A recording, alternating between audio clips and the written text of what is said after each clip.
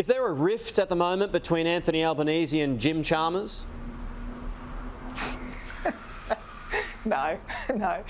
They're good friends. Are they? They're good friends and they've got a terrific working relationship. Yes, absolutely. Yeah. Have you seen, are things testy behind the scenes? No, not at all. No. The Prime Minister... I mean, I see them I saw them in Cabinet yesterday and the day before, working incredibly cooperatively. I saw Anthony thanking Jim for the hard work that he's done on this proposal.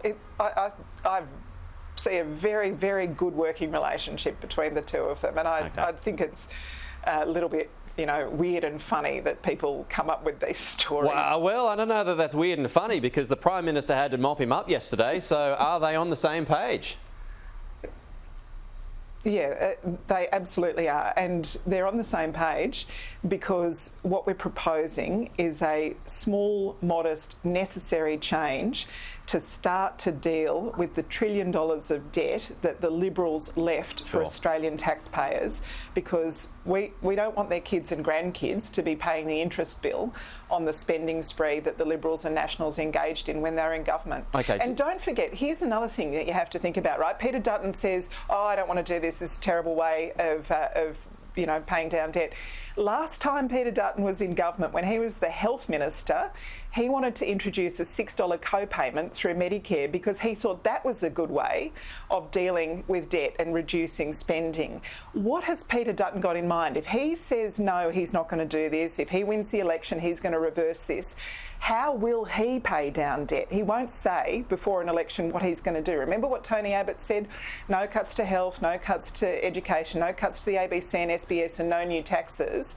That was what Tony Abbott said, and then they brought in the horror 2014 budget, where they cut all of those things. But onto your government, though. Why doesn't Peter Dutton answer how he intends to deal with debt? Well, onto your government, though, and I have to wrap up here, but when there are differing messages that come from the two most senior members of government, or two of the most senior members, can the public have faith in what they're actually doing? Yes, absolutely, because this is a well thought through, sensible, modest proposal. Okay, Tanya Plibersek, we're out of time, but good to have you with us. And just finally, is Jim and Anthony, are they going to celebrate their birthday together today? Do you know? Well, do you know, it's Jim's birthday, it's Anthony's birthday, it's also Brendan O'Connor's birthday. Oh, so does everyone get together? Sadly, when you've got three members of cabinet, they don't always coincide in time for birthday cake and candles. But we were in a cabinet meeting yesterday together, and we wished them all a happy birthday yesterday. Alrighty, Tanya Plibersek, good to chat. Talk to you soon.